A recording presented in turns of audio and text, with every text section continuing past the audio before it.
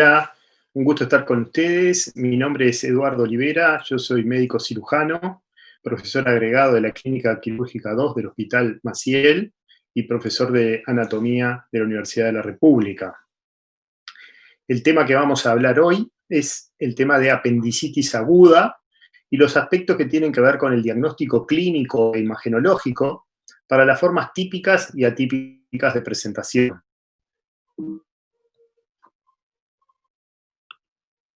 No tengo conflictos de interés que declarar. Brevemente, a forma de introducción, debemos decir que la apendicitis aguda es la inflamación aguda infecciosa del apéndice secal. Este es el cuadro quirúrgico abdominal más frecuente de consulta de urgencia, llegando a estar entre un 7 a 10% de las consultas por esta entidad. Sabemos bien que tiene un pico de mayor incidencia entre los 10 y los 30 años y que aún hoy día, a más de 100 años de haber descrito el cuadro típico, el diagnóstico continúa siendo desafiante y muchas veces se retrasa por esto su diagnóstico. Destacando que el apoyo de técnicas de imagen han mejorado francamente el diagnóstico en cuanto a la precocidad del mismo.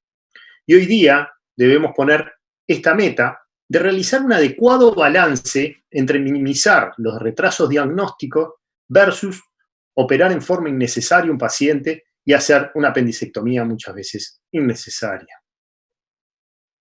La clínica de presentación para las formas típicas, y tal cual lo describió el doctor Murphy hace más de 100 años, comienza con una llamada marcha dolorosa, que es un dolor de presentación inicial a nivel epigástrico o periumbilical, en donde posteriormente este dolor, que es tipo una molestia más bien, se traslada hacia la fosa ilíaca derecha, donde ahí sí adquiere los aspectos principales del dolor con defensa en fosa ilíaca derecha. En la evolución, el paciente va a agregar elementos como anorexia, náuseas o vómitos y posteriormente sensación febril y fiebre, llegando a tener fiebres no muy altas, alrededor de 38,5 grados Celsius. Esto es lo que se presenta como forma típica, pero solamente es así de los casos. Destacando que el dolor de todas las formas atípicas es el único síntoma que podemos considerar constante y el cual puede variar, y puede variar por aspectos anatómicos en lo que tenemos cuál es la posición del apéndice.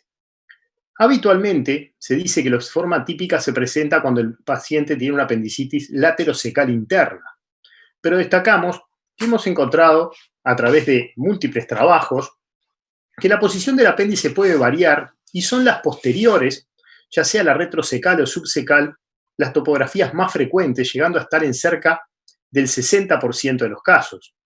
Acá tenemos la parasecal y la retrosecal. También estas son habitualmente topografías que nos pueden dar un dolor hacia la zona de flanco o hipocondrio derecho cuando es una topografía con un ciego alto y una topografía pendicular próximo al hipocondrio derecho. Cuando el apéndice se encuentra en una topografía pélvica, el contacto con la vejiga puede hacer sentar síntomas urinarios. Y también muchas veces se presenta el cuadro en forma típica con un dolor cólico difuso y distensión abdominal, que es la característica del apéndice retromesentérica, retroileal, en el cual dan un hilio y es el llamado muchas veces hilio apendicular. Y esto conforman muchos de los síntomas de las formas atípicas. La clínica de las apendicitis agudas atípicas ha sido muy variable y múltiples síntomas y signos se han presentado. Un síntoma que muchas veces no se lo relaciona con la diarrea, pero en un trabajo chileno de más de 150 pacientes se observa que hasta un 40% de ellos en las variedades atípicas presentaron diarrea y dolor en fosa ilíaca derecha.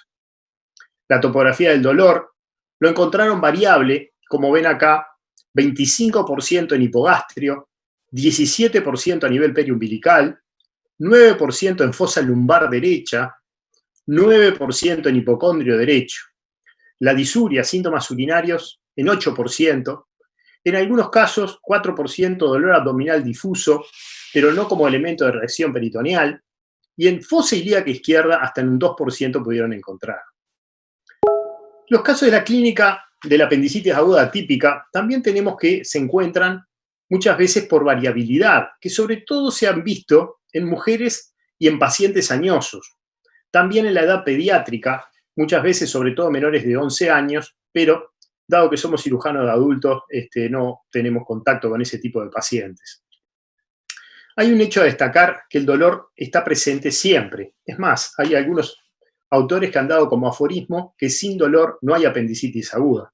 Pero cuidado con esto, porque muchas veces el dolor no es un dolor fijo de tipo peritoneal, sino que son dolores difusos, molestos, muchas veces esos cólicos abdominales, y eso hace que este diagnóstico sea tan difícil muchas veces. La anorexia se ha presentado hasta en un 74%. Es un elemento bastante importante para tenerlo en cuenta en el caso de algunas dudas diagnósticas, pero sabemos muy bien también que es un síntoma muy inespecífico y muchos cuadros abdominales, quirúrgicos o no, transcurren con este síntoma. El hecho importante que hemos tenido en cuenta, y muchos autores lo citan, es que ante estas clínicas de cuadros apendiculares atípicos de topografía, el retardo diagnóstico es uno de los elementos princeps, y en el cual observamos que en un artículo se publica que un 67% se pudieron diagnosticar dentro de las primeras 24 horas, un 25% restante en las siguientes 24 horas, teniendo que la mayor parte de los cirujanos, 92%, se diagnosticaban dentro de las 48 horas. Pero hay un 7%, es decir, casi uno de cada 10 pacientes que se diagnostican más allá de las 48 horas, y muchas veces esto connota una evolución de los síntomas y también de la patología apendicular. Por lo tanto, lo que planteamos siempre en casos de dudas es lo que se denomina una observación activa y también integrar en algoritmos diagnósticos imagenología. La clínica de presentación es muy variada, como vemos, y a lo largo de los últimos 20, 30 años se han presentado diferentes escalas diagnósticas, siendo en nuestra región la escala de Alvarado una que ha tenido muy buena aceptación, incluso las modificaciones que ha sufrido, de las cuales es muy buena, sobre todo se ha probado para hombres adultos y en edad no mayores. Otras dos escalas, la escala de apendicitis inflammatory response y la de Adult Appendicitis Score, ya han sido validadas y agregan a síntomas clínicos, al igual que la de Alvarado, elementos como leucocitosis y PCR. Destacamos que las tres escalas clasifican a los pacientes en pacientes de alto riesgo, riesgo intermedio y bajo riesgo. Destacando que básicamente los que están en alto riesgo para las tres escalas, uno puede ir directamente a una cirugía y sobre todo una cirugía laparoscópica, porque ya nos haría diagnóstico y eventualmente terapéutica, en tanto que los de bajo riesgo son pacientes que pueden ser dados de alta con observación estricta en las siguientes 24 horas, y son los de riesgo intermedio, que quizás son la mayoría de los pacientes los que requieran estudios adicionales, observación e incluso internación con observación de los mismos. En cuanto al estadio clínico evolutivo de la apendicitis, hoy básicamente hablamos de apendicitis agudas no complicada, que corresponde a las etapas edematosa y flemonosa, es decir, las no perforadas. Y el otro grupo es la apendicitis aguda complicada, en donde tenemos la gangrenosa, que sufre habitualmente microperforaciones, o la apendicitis aguda perforada, en el cual francamente están aumentados los riesgos postoperatorios. Desde el punto de vista clínico, y esto es muy importante, debemos tener en cuenta elementos de sospecha de complicación, como ser una masa inflamatoria palpable, elementos de deshidratación del paciente, disionía y, sin lugar a duda, elementos de signos de sepsis, sabiendo que vamos a tener, sobre todo en la tomografía, si es solicitada, signos imagenológicos tomográficos.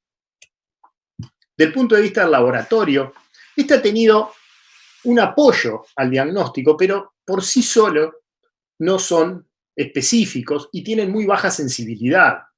Destacamos como elementos principales en un cuadro que sea compatible una leucocitosis con neutrofilia mayor al 75% o un aumento de la PCR, sobre todo con un corte por encima de 7. Destacamos que estos ambos se asocian a los criterios clínicos de los diferentes scores que hemos nombrado. El dolor en fosa ilíaca derecha en la mujer joven, esta tiene algunas particularidades, sobre todo que tiene que ver con los diagnósticos diferenciales, el cual podemos tener un embarazo, sobre todo un embarazo ectópico, patología anexial o eventualmente infección del tránsito urinario. Es así que en el algoritmo diagnóstico debemos agregar un examen ginecológico completo y si hay consulta con especialista ginecólogo se debe de realizar, solicitar una beta-HCG para descartar un embarazo, un examen de orina con el cual descartaríamos elementos de infección urinaria y la realización de una ecografía ginecológica está indicada y de ser posible y contar con ella una ecografía transvaginal, la cual tiene la mayor sensibilidad para descartar patología anexial.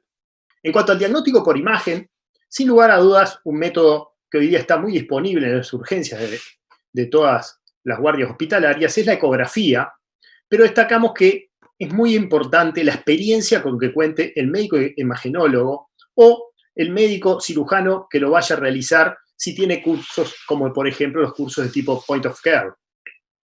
La ecografía cuenta con una sensibilidad en esos casos de un 86% y una especificidad de 84%.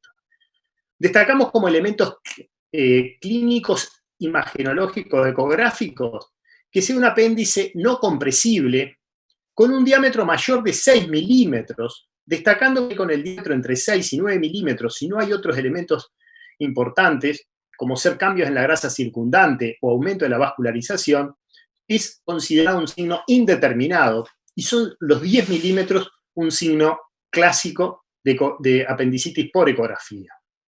Este llamado también es el signo de la diana, en el cual vemos en un corte transversal el apéndice con las diferentes capas y la mucosa, y este es el corte longitudinal del apéndice donde observamos la misma imagen de diana, pero en forma longitudinal a lo largo del apéndice, aumentado en este caso de 11 milímetros.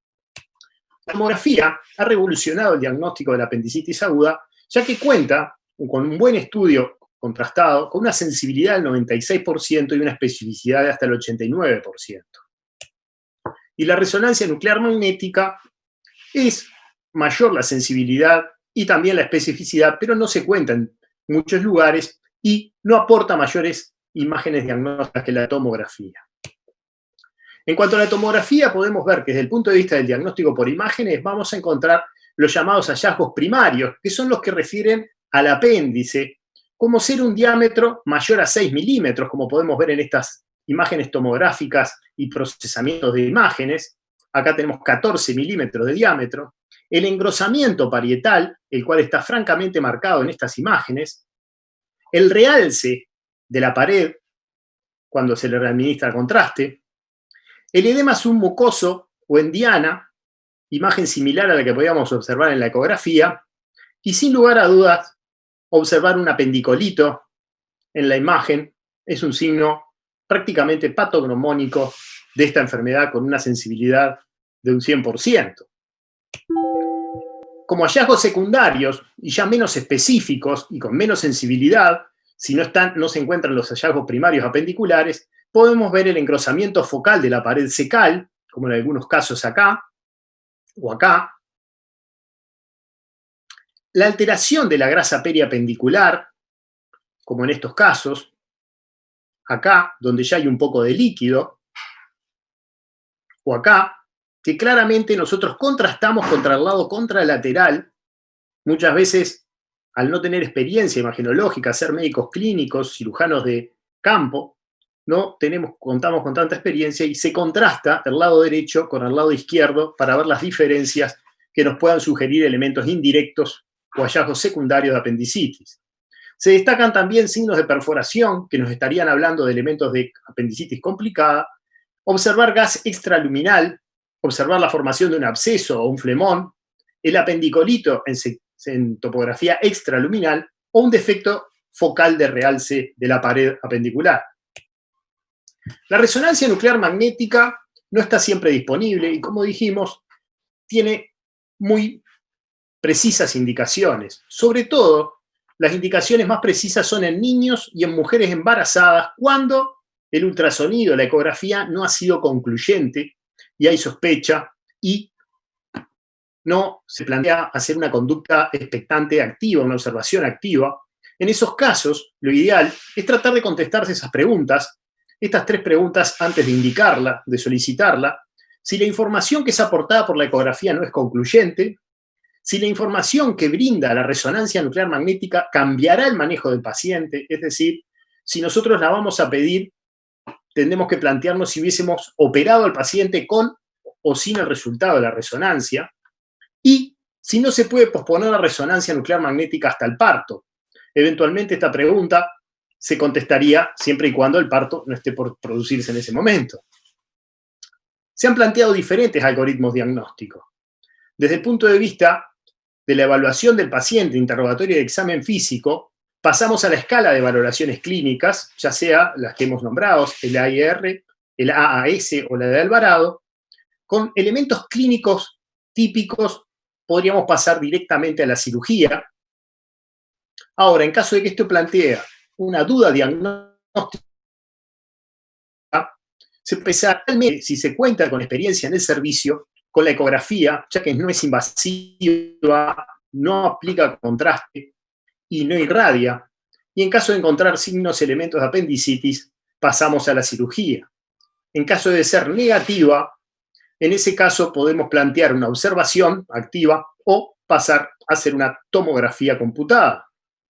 De ser positiva, se operaría. De ser negativa y descartar el cuadro, eventualmente con la evolución del paciente, con sus cambios clínicos, podemos descartarla y el paciente se iría de alta. Y en caso de ser dudoso, se puede plantear la observación y eventualmente una laparoscopía diagnóstica, dependiendo del tiempo de evolución y la evolución propia del paciente. Muchas gracias por su atención.